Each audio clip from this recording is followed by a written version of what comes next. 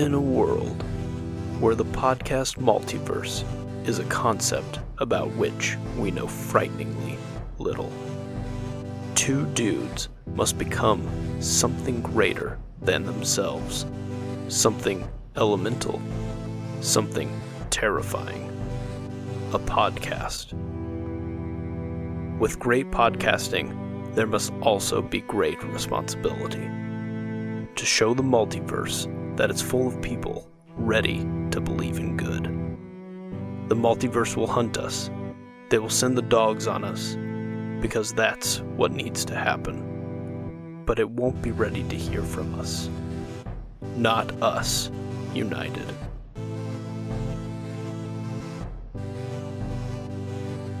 Been a minute. It's been a hot minute, and yeah.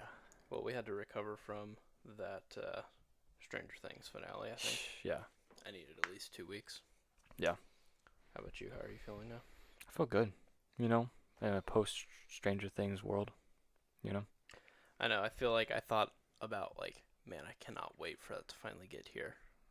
And then it happened, and now I'm like, oh no. How do I live my life? How do I, wait for... Because at least with... They said 2024, I think. Yeah, or wait, that's yeah. the hope. Yeah, I mean, I haven't heard anything official, but, I've been seeing, Twitter things. People are like, hey, all signs are pointing to 2024, which it makes sense. I'm sure Netflix is like, hey, we're not going to be a company milk this in, a little bit. 3 years, Yeah. so please just let us make this show.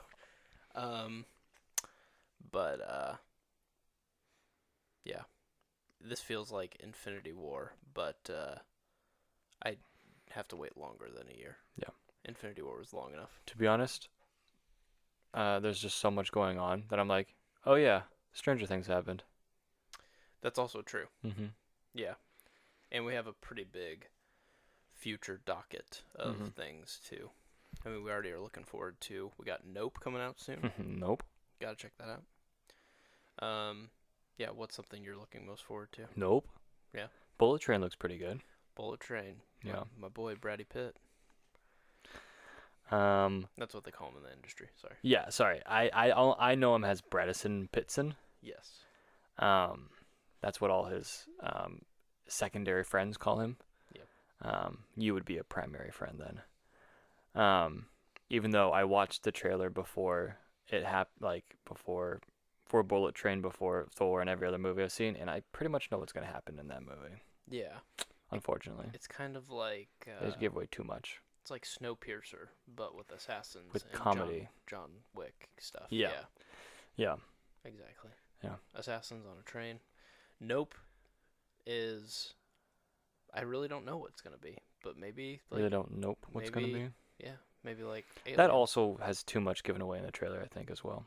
The first one gave nothing away. Yeah, and the second one gave a lot away. And I did not like that. That was unfortunate. I was bummed about that. But I still think there's plenty of, we're not seeing any of the big reveals. I really hope so. It'll be good. It's going to be a good time. Anyways. Okay, well, now you know that you're listening to Not Us United, because that was just a huge tangent. And we didn't even we didn't even acknowledge that you guys were listening. It's like you guys just walked into a room and we were talking. That's what we would be talking about. We are obviously the podcast that you've come to listen to that tells you the good, the bad, and the wild about cinema, so that you can see it just a little bit differently than other people out there. Yeah. I think we just seek to we just want to see people love it the way that we love it. Yeah.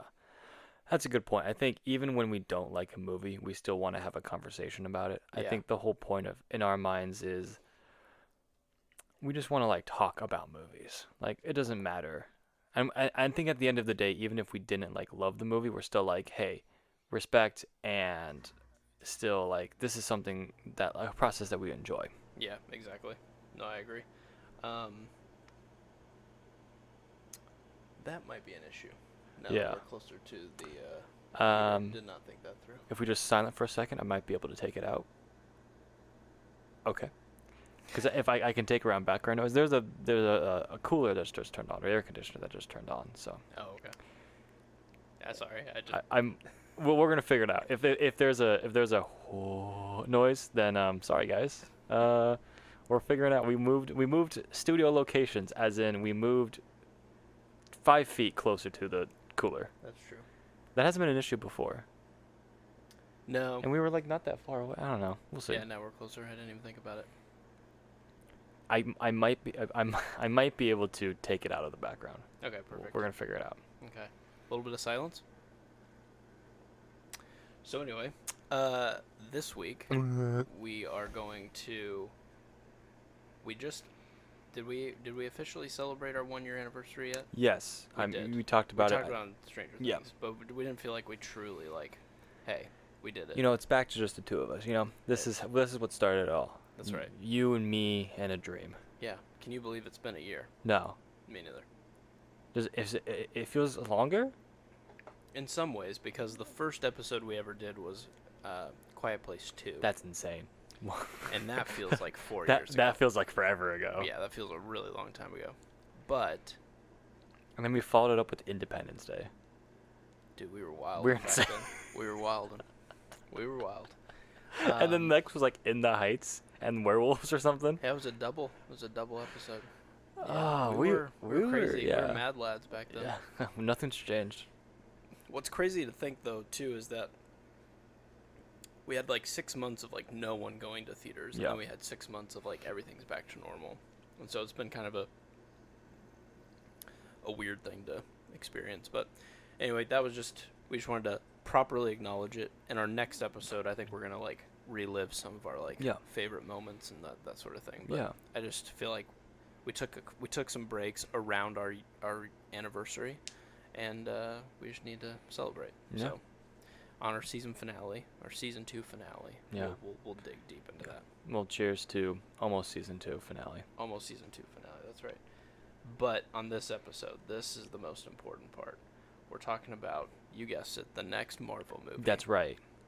Thor, Love and Thunder. The Thunder. Love the Thunder. If you're wondering who directed it... I am wondering who directed it, Nick. You're dumb because they tell you right at the beginning it's Taika Waititi. And I missed that part. Everybody who's ever gone to an MCU movie knows this name. I missed that part, and going through the entire film, I missed that it was a Taika Waititi film because it was literally, on the page. If Taika Waititi was a movie, this would be it. Yes, that is true. Mm-hmm. He is to thank for The Flight of the Conchords and a bunch of amazing movies, including Thor Ragnarok. And Hunt for the Wilder People. Little ditty called Hunt for the Wilder People, yeah. Amazing film. And plenty more. Yeah, he did What We Do in the Shadows, right? Yes, he did the movie, and then I think, the show was either produced by him or the Conchords guys. Yeah, oh, okay. And he did, Jermaine. And he did an episode of Mandalorian, I believe. Yes, and he's in The Mandalorian. And he's the Mandalorian. He's the IG-88 bot. He's the Mandalorian. No. He's, Yeah, IG-88. He's the bot. Yeah, he's the robot. Bot that pops off in season 1. Yeah, no, this is the fourth Thor, solo movie. Yeah, this is which makes it the first, hero in the MCU to actually have a 4th installment. That's wild to me that it was Thor that got to that first. Yeah, if you would have asked me prior to 2010 2016 I would have said he's okay, and love my boy Cap, and I love Iron Man. I can see those guys going places. Yep, they're never going to die. That's right. And then three years later, I'm like, Thor's got some stuff he can do, and Cap and Iron Man are done. So definitely went in a different direction, for sure, but for the better. Thor has he's like fine wine. Do you think obviously the big turning point was Ragnarok. Do you think there was a change of his character in an Age of Ultron or any subsequent movies prior to Ragnarok?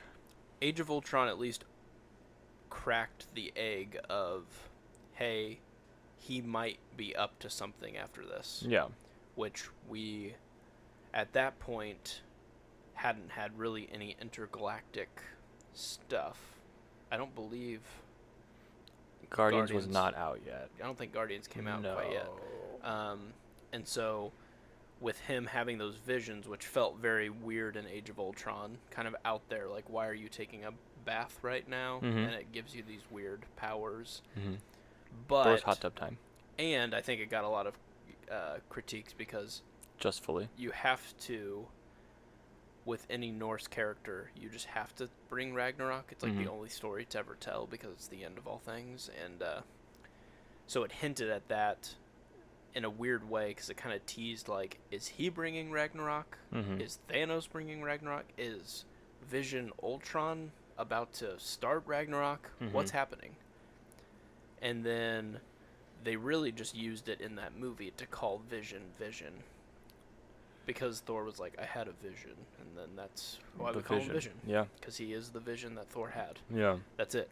But then that went on to basically plant the seeds for arguably his best movie. So. Arguably, yeah.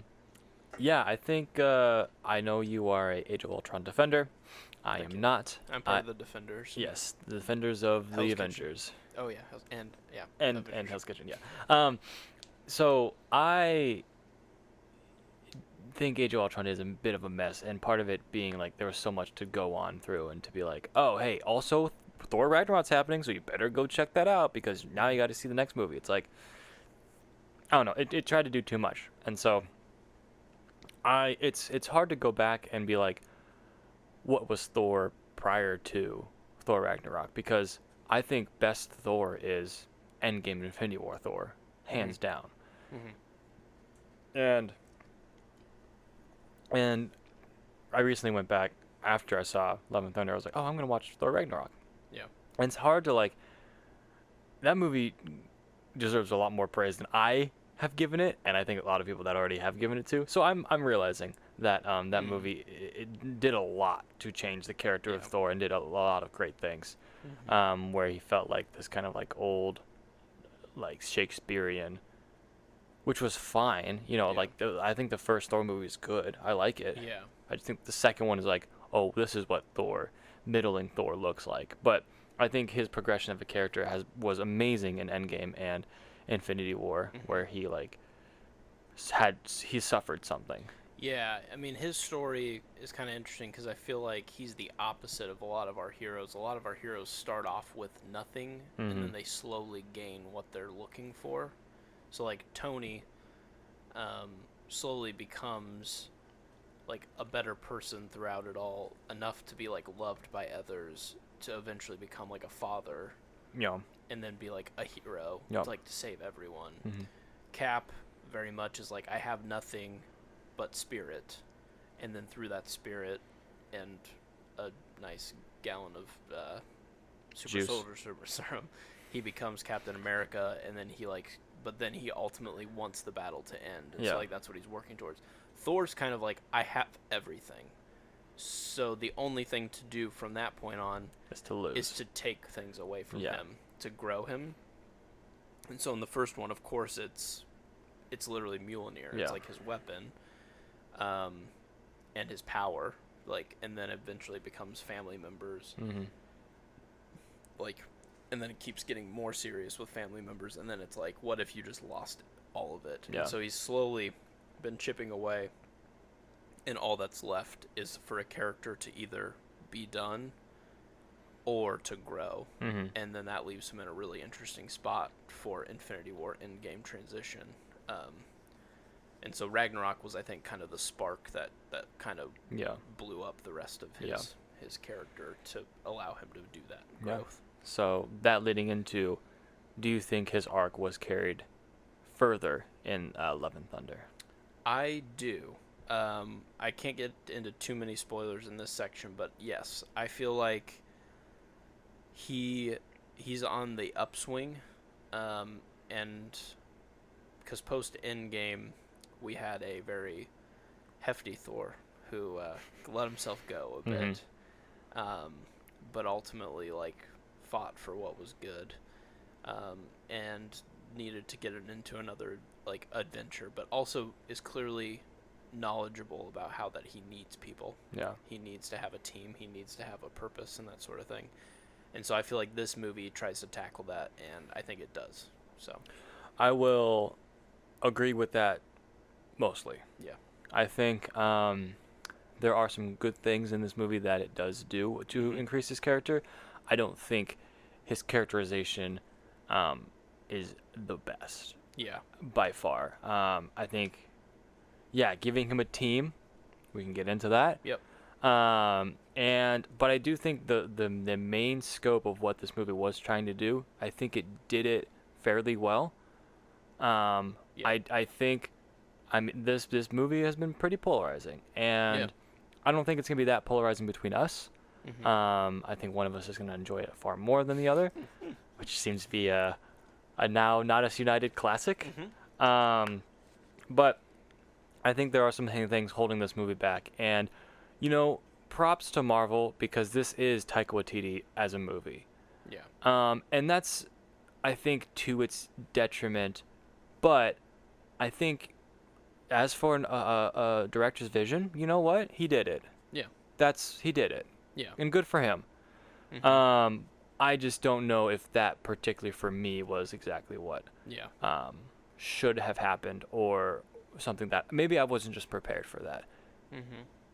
Yeah, I don't know what to really compare this phase to, because the blueprint has been done and then kind of thrown away, and it's not clearly version 2.0 of the Infinity Saga. They're clearly trying to do something different, but I also feel like the reins have definitely been loosened. Yes. And so in a lot of ways, Ragnarok was Taika Waititi's like bumper bowling movie, where it's like, throw it, but like there's some safeguards here. Yeah. We know where this movie's ending and we know where it's beginning. But if you want to throw some fun jokes, whatever, cool.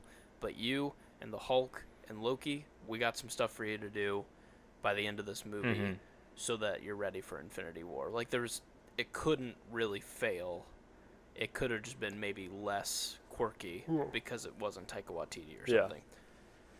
Love and Thunder's like, we don't really give a shit. Yeah. He's a good character, so have at it. What are you gonna do? Like, we can always bring him back. He has the Bifrost. We don't really need him to have like, and then guess where he's going next. Yeah.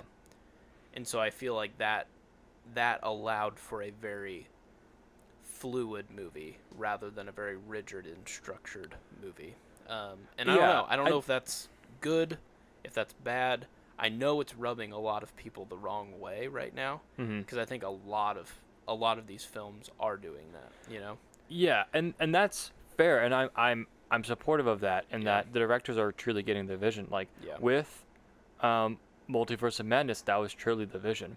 I think what I've realized is that both this and Multiverse of Madness, while I enjoy the vision of what they're doing, love it, I think it's a matter of it being filmed in COVID, and I think it's a matter of it doesn't feel very real. It doesn't feel very tangible. Like, I think a lot of these shots feel very flat. Yeah. And that's mostly what I don't like. And I think that might be, and you know what, the comedy and whatever, and like that I think is a negative here. But like, honestly, Multiverse of Madness is a negative in my book because it just feels flat. Interesting. And like, it doesn't feel like they're really there. I don't think anyone's really there. And I think there's parts in this movie where it doesn't feel like anyone's there. It feels like they are just, and they're an entire greenly lit room. And I think, Endgame was also probably done in an entirely green room, and there was behind the scenes stuff like that. And it's like, that felt real though. Like there was something tangible there. Yeah. I just don't know if it's something where it's like, because they want to do something a little faster, or they have to do something like more contained. Yeah. They have more parameters. But I'm seeing that, and that's where I'm getting a lot of negativity from. Do you see that at all? Yeah, totally. I think production feels a little different in this phase. I don't really have the numbers in front of me to see if the budget has changed all that much for these films. I doubt it's I heard this was like the 4th or 5th highest budgeted Marvel movie. Okay. So, So it's there. It's up there. But no, I'm definitely with you. I mean, I think in Endgame, it's not like there isn't 1,000 people in that movie versus Thor: Love and Thunder. There's these big sets that technically have lots of people in them, but there's never more than like 3 people on screen at a time, and so you don't get that depth of is there actually people here? Yes. So I totally get that. I think Love and Thunder can pull it off a little bit more because all of his space stuff has always been like these grand buildings and not necessarily like a lot of like intimate but like shots. I think Asgard looks great. Yeah. But I don't think that some of the places they go to, Multiverse of Madness doesn't for some reason. I don't know why, but I think what really, and going back and watching on Disney Plus, I'm like, that's why I didn't love the first shot, like the first scene where they're like running through in America and the other Doctor Strange, like this looks not great. Yeah, that's interesting. It just feels like they're jumping from another green block to another green block. Yeah. And that's exactly what they did. Right. I think. Yeah. So I think that's leaving a bad taste in my mouth personally. Sure. But anyways, I think there is an amazing scene in this movie. It's a great 20 minutes. Yeah. I think Christian Bale is incredible. I think his villain is great. Yeah. I think I don't even think I could say that I love Chris Hemsworth's performance because I think he was told. I don't think just a lot of the jokes, and it just feels like here's in 30 seconds here's another joke, and 30 seconds here's another joke. It's like there are times where this movie, and that's why I loved when the villain showed up, is because there was actually something else than a joke happening. Fair enough. Yeah, I'm still trying to like study what's happening because I'm trying to get a feel for like what are people's expectations for this phase? What are they actually doing? Like once we find out, are we going to be satisfied? That sort of thing. Because there is some of that's happening too, where there's just not a lot of connective tissue. It's just a lot of like, hey, check this out. It's like a buckshot style of movie making. I thought the overarching idea of this movie was great. Yeah. Fine. I enjoyed it. Right. I didn't need it to be like, I think expanded on the world, like introduce all these gods and stuff. And I didn't think it needed to be like, and now here's the big enemy for state. But like where Multiverse felt like there needed to be a little bit of that. Yeah. But this was like, it did feel like, here's a Thor movie. Yeah. And I'm like, great, I love a Thor movie. Yeah. But I don't need the ridiculousness that Taika brought. Gotcha. If there were like a few bumpers, I would have liked that. Yeah. No, I totally get where you're going. And I think that's where this one suffers, is I don't think there was a clear starting and landing spot that was like, hey, make sure Thor gets to here. It was very much a, hey, Thor will make us money, and why not just progress it? It's not like this movie ends in a place where, now Thor has this new thing that's going to change everything. It is a cool ending, but I'm not necessarily like bought in that that's like, we really needed Thor to get to this spot for the next movie. Yeah. It still feels like there's definitely some growth. He gets into a healthier spot. That's not like spoilers, but I just think like that's kind of where he's at. And so that didn't feel like that big of an objective that needed to happen. Mm-hmm. That all could have been established in anything else. Mm-hmm. So I think this was more just, it's going to make money. Taika's pretty hot right now. So let's just cash out, Yeah. So I think it suffers because of that to some degree, because it's not a necessary film in the MCU. No. You know what I mean? No. Whereas Ragnarok is like, you can't argue that Ragnarok's not necessary. It literally is like part of. It's like the prologue to Infinity War. They start off in Infinity War. Yeah. So it's like it's literally essential. Yeah. And there's very few very few unnecessary films in the MCU. I will say though that this is the most fun unnecessary film in the MCU. Yeah, so sure. That's but we said that about Thor: Dark World. What? Before that was the most unnecessary, probably. Before Endgame. Definitely not as fun. Yeah. Sorry, but it was just like, but then it became necessary. I'm saying.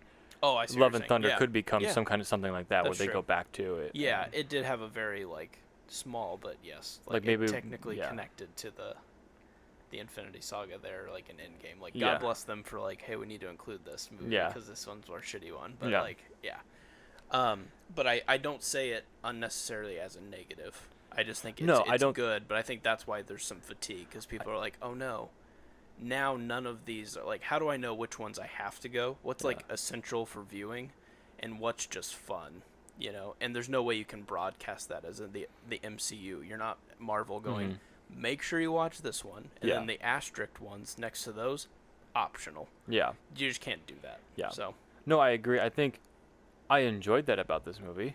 That's not a detriment in my mind at all. Sure. And this is something you brought up. Like, if this was Phase 1, right, this would have been Thor 2, right? On the release order, or Iron Man 2? Yeah, so this is movie 6 in Phase 4, so this would have been literally the movie before Avengers. Wow. Or no, it would have been Avengers. Okay. Maybe that's less to the point. I thought they're still in their formation stage, and like that's fine. Like, yeah, because it was Iron Man, Hulk, Cap, Thor, Iron Man 2, Thor 2. No, it was Avengers, then Thor 2. Avengers, then it was Thor 2, Iron Man 3, or Iron Man 3, Thor 2, whatever. Sure, whatever. But, so yeah, like this is at the point where they all would have teamed up. In none of the movies so far, we've had Black Widow, which obviously was never going to do anything but just be a cool, like, here we are, pre-epilogue thing for her, I guess. Yeah. Like, and then Shang-Chi. Eternals, which did nothing. But it might have set some things up. Yeah. Shang-Chi. Set up. We at least do set up for him to eventually get connected. Doctor Strange, and now... This. No, wait, there's another one. What am I Spider-Man? missing? Oh, yeah, Spider-Man. But that was like, that felt like something completely different. Like, so. But anyways, yeah, I think, yeah, I'm okay with this being just like a whatever film. Like, I didn't need it to be like the next Avengers. And so where I am negative about is like what I've mentioned before, of like, it felt flat, and it felt like, man, it's too quippy. And that's like, it's like, it's Taika. It's just like, he is just everywhere. And I'm like, that's fine. But like, I don't know if that feeling, like, it didn't feel like Thor, the overarching arc of Thor felt good. But like, in the moments where it's like, when he was dealing with this stuff, it felt like too ridiculous, too wacky. Sure. Yeah. That I didn't love it.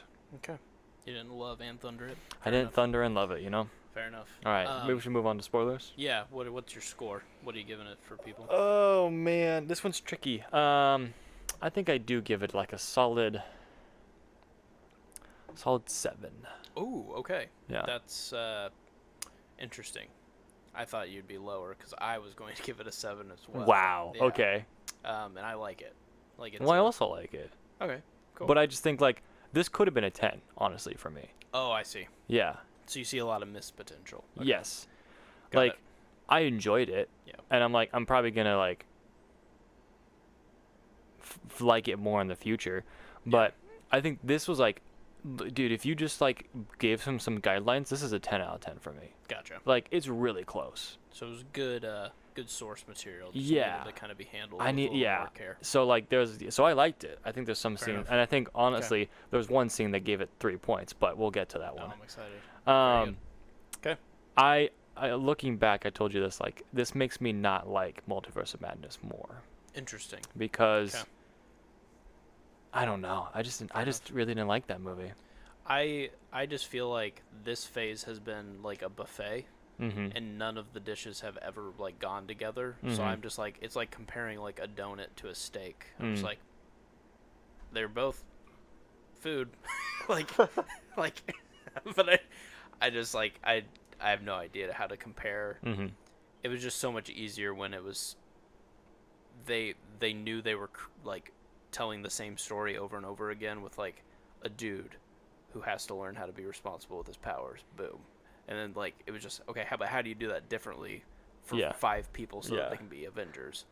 Now we're just like, this guy's gonna fight this girl with space magic, and you're like, what? And then this girl's got red demon stuff, and then you're like, what? And then this girl's dead, but we're gonna give her an epilogue movie, and you're like, okay. And then here's these people who've lived here forever, don't know why. Anyway, and it's just like, what is going on? So like, for me, I just like I can't compare the two, but I would say 7 out of 10 as well because, yeah, I just think there's a lot better MCU films. And yeah, I think there's definitely some critiques, and I think this is more niche of enjoyment value of your average superhero film, because of the Taika Waititi-ness of it. It's just not your universal comedy that you would expect from a superhero film. Yeah. And there's some quirkiness to it and things like that where I could just see this not being like widely like loved. Did you enjoy the comedy? Like, did you feel like you were laughing a lot? Yes. Okay. Yeah. And that for me, so we're in spoilers now, yes. right? Okay, yeah. Cool.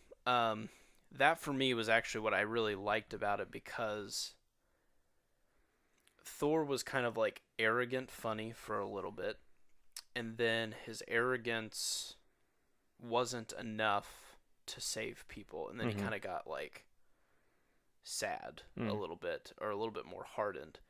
Ragnarok tried to be like my last hope of being funny, and then his brother like actually dies, and so comedy kind of like died with him there. And then Infinity War is just like, well, if I can't be funny, I have to kick ass. And then he doesn't kick enough ass, so then he gets even sadder. And while it is funny to watch him, he's just so sad in Endgame. Like, he is just absolutely a broken person. Yeah. So that when he finally has the healing of being good enough and, like, realizing that it's more than just your status of, like, power, it's more than just, you know, like, killing the bad guy, it's more than all these things. As he progressively got quirkier and funnier and sillier throughout this film, to me it was almost cathartic, because I was like, oh, he's back. Like, he's finally, like, he's broken through this wall of where he's finally healthy and able to, like, be Thor again. But if there is brokenness about to hit him, he can now handle it better, which he does by the end of this film. So for me, a lot of the comedy, while yes, it is incredibly silly, there's even, like, things with the Guardians that's just bizarre, like, and it's just, but for me, it's like, we've turned a page, you know? So that's where that's how I interpreted it, and therefore I'm just like, have at it, my guy. Like, you earned this one, kind of a thing, you know? But hey, that's not always, like, kosher with everyone. Yeah, I agree with that, again, mostly. I think with his love for Jane, I think they did that very well. With the death of Jane, I thought that was very well done. Yeah. And I like his acceptance of that. But I felt like it was too much of a turn too quickly, of like, now I'm just ridiculous again. Okay. And I think best Thor is when he is struggling with those moments. And I'm like, yeah, I understand the, you know, coping mechanism of that. Sure. I just thought it was too much of a, anyways, now I'm the funny one. Okay. And I'm like, okay, like, gotcha. Hold back a second. Yeah. Because I think the moments of the love and the moments of the loss are done very well in this movie. I just think everything else is just like, if I'm not sad, I'm making a joke every 20 seconds. Okay. And everyone else around me is also making jokes every 20 seconds. And therefore, we're okay. Gotcha. And I'm like, I didn't think that worked. Okay. Fair enough. Yeah. I'll let you have that one. Okay. You got it. Like, I'm with you. Like, I totally get it. But agree to disagree. Well, and I think to kind of actually, like, defend your point, I in my heart of hearts truly believe that he was supposed to be a crucial part in Guardians 3. Yeah. Because that was supposed to come out, like, No Way Home timeline. Yeah. And during the midst of, like, right before COVID, remember, we fired James Gunn because of a tweet he made 20 years ago or whatever. And then they're like, oh shit, we kind of need you to do it. But he's like, well, I'm doing Suicide Squad now, so F you guys. Yeah. And so then he didn't come back. And now the movie's coming out like 4 years later than it was supposed to. Mm-hmm. So this movie just blatantly goes, see ya, Guardians. Yeah. It's pretty bad. It was clear that they were supposed to team up for something. Yeah. Like, that was such a prime storytelling element that maybe if you would have had one more movie with him kicking it with this family, some of that growth would have, like, naturally played out. Yes. And then he could have entered into this. This almost felt like we missed a chapter and we're all playing catch-up without the previously on scene. 100%. You know what I mean? Yeah. And so for me, I just gave them the benefit of the doubt, connected the dots, and said, okay, I guess we're starting at he's already grown a little bit. Like, we're supposed to assume that they've been the Asgardians of the galaxy, perhaps, for, like...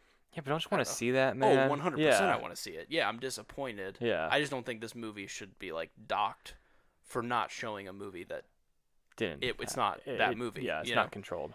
If this was the next chapter, maybe people would be, like, through the roof. Maybe they're like, the next thing for Thor. Mm-hmm. But yeah, there was definitely, like, a part of me that was like, I think something was supposed to totally happen here. And this script was already written, so they kind of tweaked it to be like, just write him out. And it's like, but I wonder if he was supposed to grow in that movie just a little bit more. Do you think they could go back as a Guardians 3 and do that? Or is that not a good idea?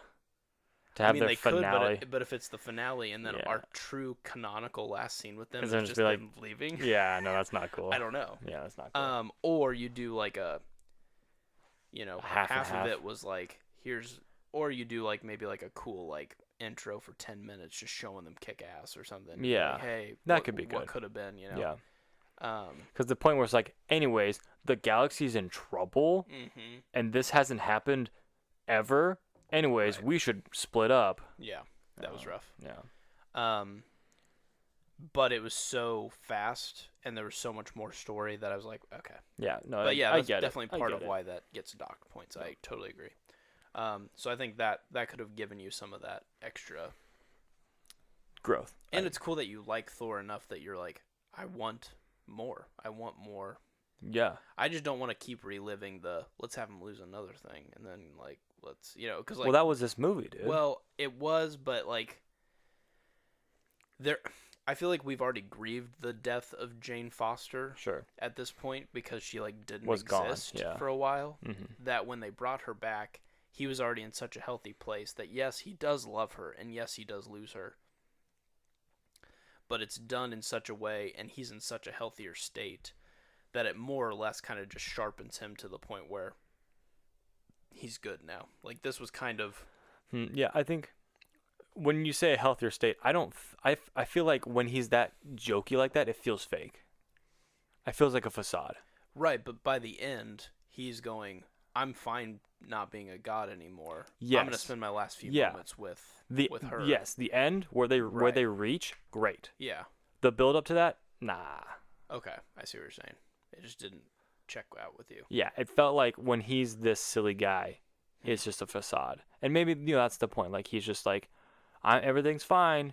Yeah, everything's fine. I just don't think he can be confident in anything because everything he's ever been confident in has turned to shit. Mm-hmm. So like I like that he's awkward now. I guess is kind of why it works for me because Okay. it's like you were the god of thunder and you lost that. Mm-hmm. You had this brother and you lost that. You had a family, you lost that. So I think for him to like kind of be like, oh hey, like I don't.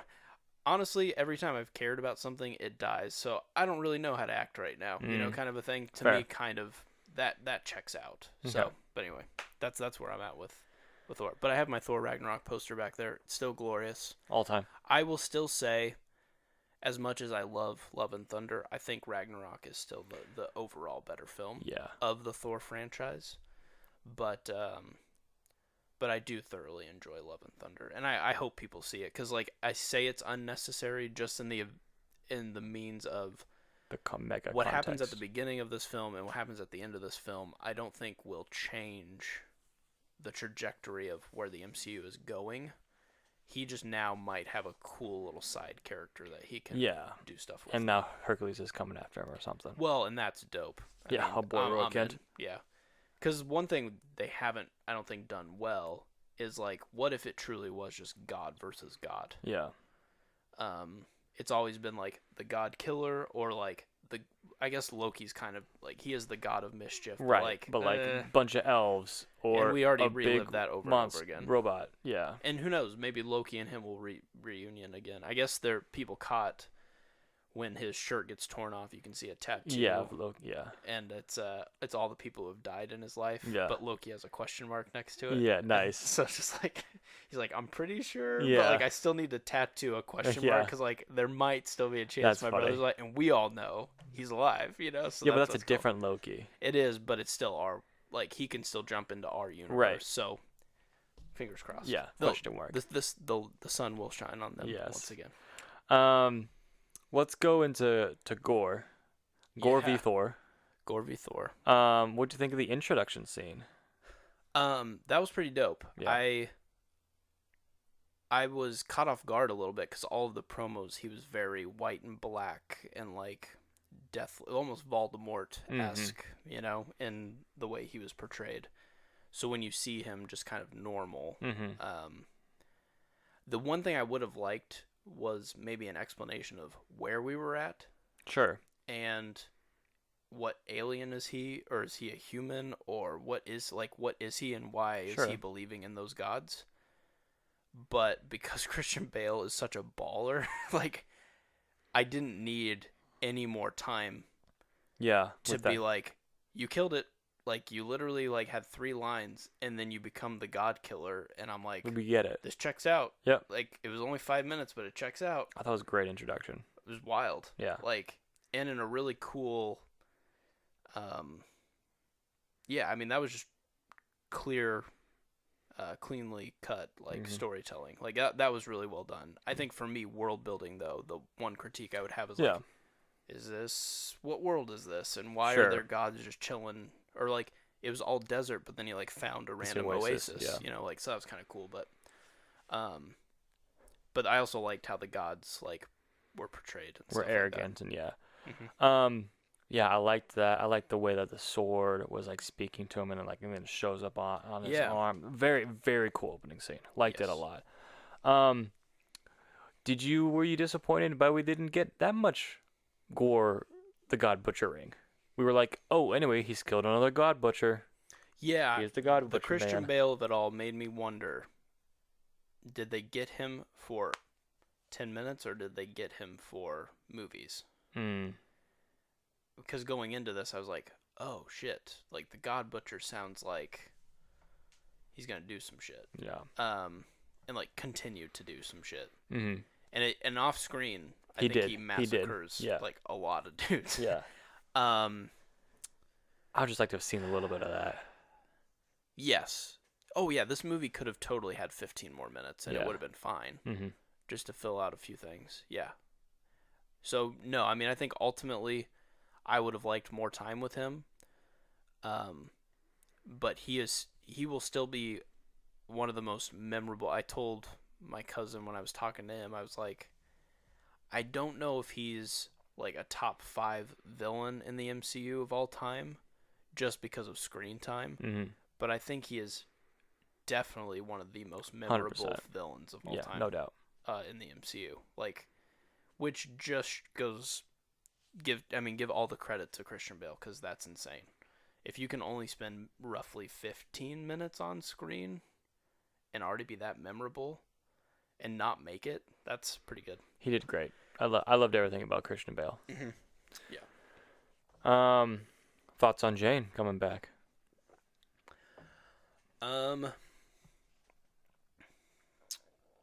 If I picked some nits, there you go. I would say this movie kind of was just like, it was kind of like too casually that she just happened to still be in the MCU a little bit. Sure. There was kind of just this like, hey, what's up? Remember Jane? Yeah, she's still here. And it's like, I know, but you kind of like went out of your way to like delete her, Yeah. So it just kind of felt weird to like. But I think it makes sense when they go back and they're like, anyways, we got tied up in our different worlds. They did fill in the, I did like the dating scenes to catch us up on what they did during their time together. That was very good. I think her introduction, though, they had to get her to have cancer so fast that it was just like, hey, what's up, Jane? And you're gonna die. And it's just like, whoa, okay. So I think like for like how beloved she is, I just feel like, well, remember, she hasn't been in a movie in like 10 years. Can we explain why that is? Sure. And they just didn't, like, so that was another little critique that I was like, but I will say Mjolnir still like being able to be a functional weapon in its shard form was so 10 cool. out of 10. That was so cool. When they split up, I'm like, this is great. Yeah, and it all like reassembles and stuff. Yeah. Dude. Near the end too, when it like reassembles like around the part of the sword. Oh, yeah. Very cool. Very cool. Like every piece could still be kind of like willed by the. Yeah. So that idea, oh yeah, that's all time. That's really, really interesting and a great visual. And my question always going forward with Jane was, is this going to be her like cancer thing? Because like she's Mighty Thor and like that's her big comic run, was that she had cancer, the chemo was working, but then when she would turn into Thor, because obviously in the comics, the thing that's kind of different than what the movie's done up until this point is that Thor is more of a like power. That like even Thor himself would be like a surgeon by day, and then he'd grab Mjolnir and he would like get jacked and buff because then he'd turn into Thor. We've always been told in the MCU that he's just Thor, but now we're starting to get the transformation of the power of Thor, and so that's cool. And so, but apparently when that happens, it like kills the chemo and doesn't kill the cancer. So then when she just basically gets sicker when she's not in Thor form. So I thought they did that pretty well, because like Natalie kind of looked jacked a little bit, like kind of like up against Chris Hemsworth. Like you're sitting there going like, this dude's arms are like your face. Yeah, but she still kind of like looked pretty badass. No, she looked great. So she looked great. I liked her suit. I liked Thor's new suit, the blue. Yeah, very nice. And they gave him like, he got jealous and made a helmet too. Like we've been needing him to have like a full battle helmet. Yeah, because they kind of teased it in Ragnarok with like his little just like wings, but it's like, come on, give him like the full something, and they did for at least 10 seconds. Which was cool. So so I enjoyed Jane coming back. I enjoyed her as Thor. I just didn't like when she was like the quips, man. And she's like, "Ow, what's my?" Yeah, I'm like, come on. Like, I think she's a great serious actor. I don't know about her comedy right there. Interesting. And that's just like a thing. Like, the comedy with her and with Korg, I didn't need that much Korg time, my guy. Oh, nice. When he died, I'm like, you know what? Oh, I'd be okay with that. Hot take. That's interesting. It's just a little bit too much. Though we got a Rock baby with Dwayne, so I don't, Dwayne the Rock. That's right. That's interesting. Yeah, that. Yeah, does that check out for her to, become a superhero in like a day, but like maybe not say stupid things, Cause, but I liked her messing with the idea of like, oh, I am a hero now. Like, and she's been around all the heroes. Like, that's fun. But the quips was like, rough. And the hammer is coming down. Yeah. I'm like, yeah, I know this is supposed to be awkward, but it's a little bit too much. Fair enough. Yeah, the lines don't come with Mjolnir. Like you just get the hammer. You don't get the quips. But I did like when she whispered it to him at the end, and that moment with them at the end. There's a beauty to that. Yeah.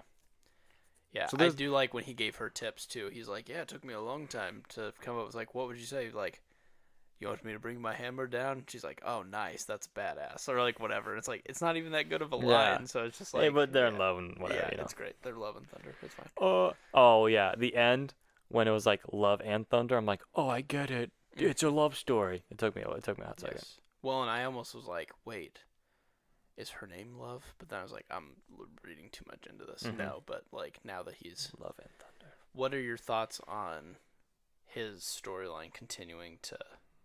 Now he does have something to love. It's not love. It's not a romantic love, but it is a familial love. It was Vin Diesel love. That's right. I What a like. turn. Yeah. No, I'm like, this is not where I thought we were gonna go, but I like it. Yeah, that's what I knew. I was like, you're either gonna love Mm-hmm. or thunder this movie. Yeah. Because when it got to the family, I was like, he's gonna be crying at this point regardless. I just don't know if it's gonna save it for him. Cause For me? yeah, because I didn't Oh. know if like with the daughter thing, if you were like, okay, shit, this movie's good, man, and then you were like, fine. No, it got that got me. I knew it. I think that sold. I was like, oh, you know what? It's Love and Thunder. Let's go. GG's. Yeah, yeah. So that part got me, and I then love it. and then the little credits at the end. It was all like it gets me at the end. Perfect. The end is very good, and they go into the eternity or whatever. Yep. And they make the wish, and like, oh, okay, yeah, that's really well done. Yeah. I think we do need to talk about like, do you believe Gorr's turn from like he's done this, he's butchered all the gods or a lot of the gods, and he changes his wish? Do you believe that? Yes, because I mean they kind of stated the ingredients, but it's that the sword corrupts that who the wielder is. And in that moment when it kind of like took him over, yeah, he did want to kill the gods, but it was mostly because of his daughter. And so that was the one thing that could turn him. And that was cool. Like I don't think that like nerfs the God Butcher, because his ultimate rage comes from love. Yeah. So that was fine for me. And I liked that Thor, like the clumsy, dumb Thor that everyone knows and like loves, can be smart enough to like make a dad like choose the right thing, which I thought was cool. But did you think it was a little? No, Okay.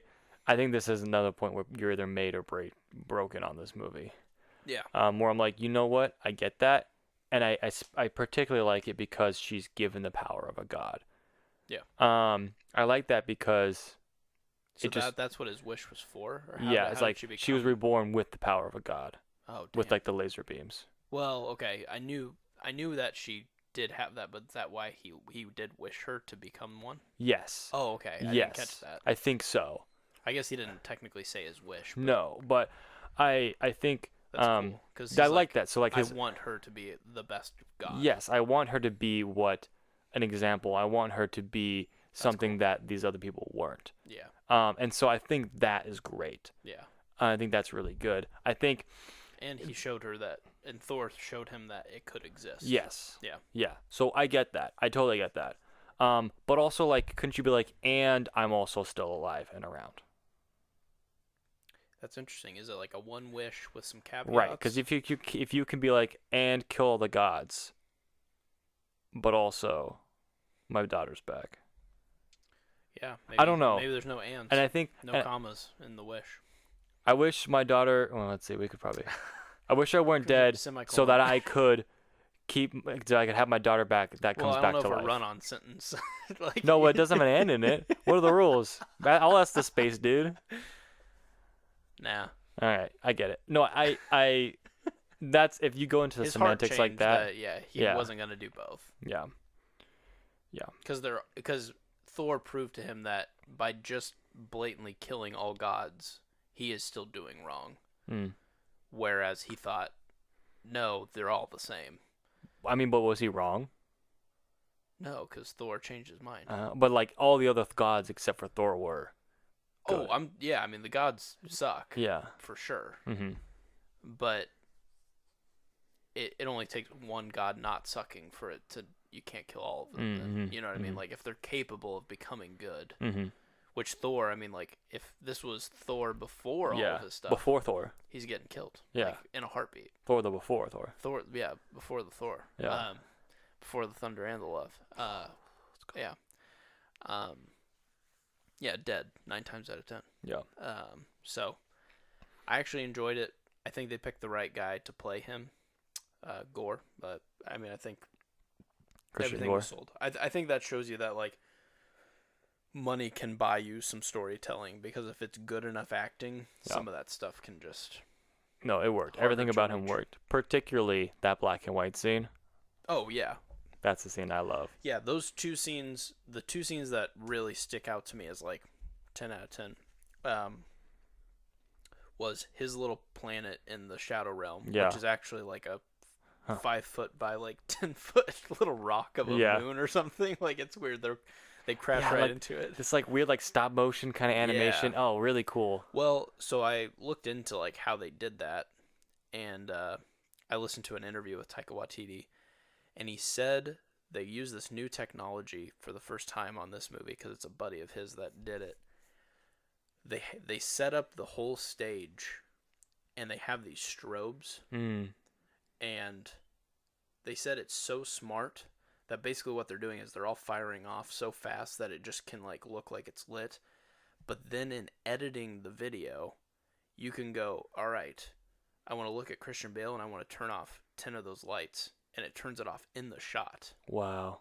So that's how they made it just like look crazy, because those shadows kind of exist when 10 of the lights are off and 8 of them are shining in this angle, but they have like 1 microsecond of that, and then they just go keep it, and then the shot can keep it in. Very cool. So it's just all these lights are going like this, and it turns it into this black and white world. Oh, that's so cool. It's like, what the hell? That's crazy. Who figured that out? So they can like, and you can edit light post. That's insane. That's crazy. Like, that's amazing. So this could be, not only is it one of the coolest shots, it could actually change like a new thing. Something that we're going to be doing in the future. That's insane. I just thought they did like really good, or like really good City vibes or whatever. Just like, oh, this is really good. But like, editing the post, that's insane. And then that scene's amazing. The other one for me was when Thor gives his powers to the kids. Sure. That's so dope, because there's a couple things, but like the kids are lined up in such a way that it turns into like a little tree. Like the power like flows into them, kind of like Yggdrasil or whatever, the big tree. The big tree. But I just love that Thor has finally gotten to the point where he's like, I can't do anything alone anymore. Like, not because I'm not a hero, but because I've acknowledged that I'm not good enough and I would rather fight alongside people. To the point where he's like, I'm here to save you kids, but guess what? In order to save you, I'm going to need you guys to kick ass. So just grab like a pillow and it'll turn into like a hammer. Watch this. And it's just like, just this really cool scene, and the music was awesome. And we should have known from the start though, like Sweet Child of Mine was like the main, there it is. Was like the main song for like the trailer and everything. And it was just right there in front of us. Like it ended up becoming like a kid's movie, you know, like with Heimdall's kid at the end. I don't know. There's something to that. Yeah. I just thought like, whoa, that came out of left field for me. Yeah, but we're kind of primed with Jane already having the powers of Thor, so it's already believable. Yeah, that but other like people can be Thor. It's difficult. That's gonna be a difficult power to explain why he doesn't do it in the future. To be like, anyways, you're Captain America. Yeah, but also you're Captain America with the power of Thor. And can he bless 1 billion people? Like, and then just like, then they fight. And it's like, that's going to get tricky for me. Yeah. Oh, totally. Yeah. I mean, it opens it wide, but we've already had a few characters at least be able to wield the power of Thor. So it's believable that there can be 2 at one time. It's hard to know what's the limit of that. So maybe they'll explain that later. But knowing that Cap didn't just use Mjolnir and beat the crap out of Thanos, he literally called down lightning. I mean, like, he literally got the powers for like a limited time. Yeah. And then obviously Jane did too. So that part was believable, but you're right. Like, if he now is learning how to do that, how far does that go? Or is that going to be because he says for a very limited amount of time, or like whatever, you know, like, I bless you with this. So who knows? This could also be building towards him kind of as the king of Asgard. Like, sure, and like passing down things. And just maybe blessing people instead of beating the crap out of them. Yeah. So, all I need is a big horseman to be Thor. Oh, you want Better Ray Bill? Better Ray Bill, yeah. I love it. And Frog Thor. Give me Frog Thor. Well, there was a Easter egg, in Loki, yeah. But yeah. I want a full 2-hour Frog Thor. Yeah. Frogenheim. There'll be a what if episode probably or something. Yeah. Cool. Anything else? No, I mean, I think I'm glad I went to this movie. Yeah. It's not one that I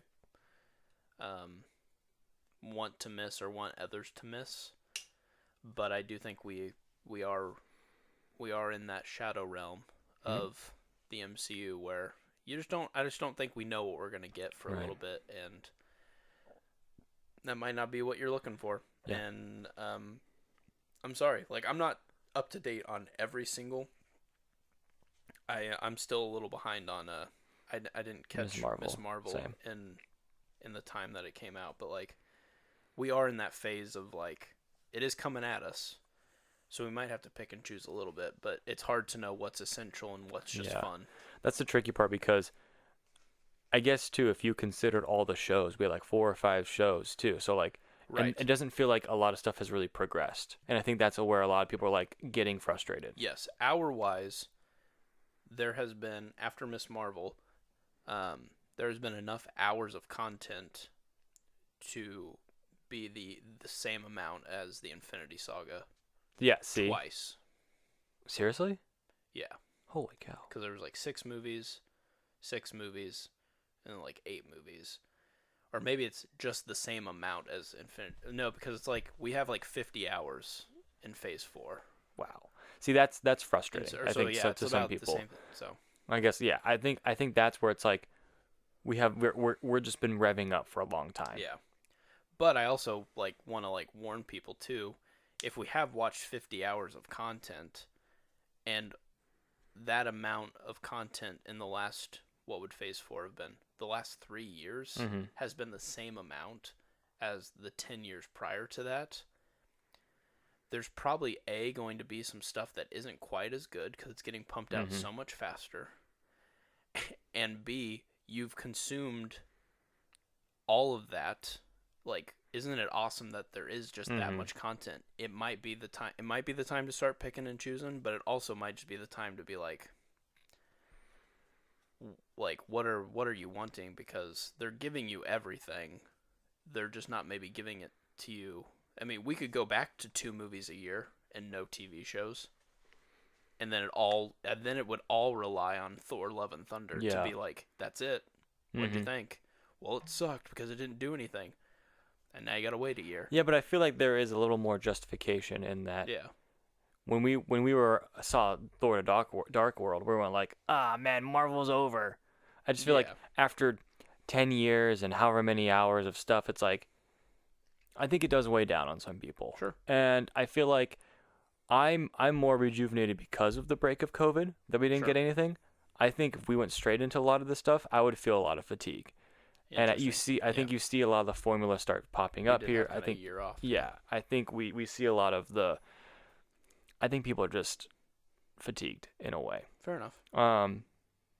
No, I'm still going strong. I'm still enjoying it, but there is a limit, and I feel like after Endgame, a lot of people were like, "There is never gonna be a limit. Oh, it's gonna be so great." But like now, it's like there's an end in sight. Yeah. I think we only have a few years left. Yeah. No, and I think they're gearing up the next generation. Like Miss Marvel to me is like the perfect definitely. Picture of like, that's going to be somebody's Spider-Man. Like that's going to be like kids that are like 10, 15 years younger than me watching that like, haha, I like the MCU now, and they're going to get in and there's going to be movies that are made kind of more for that generation.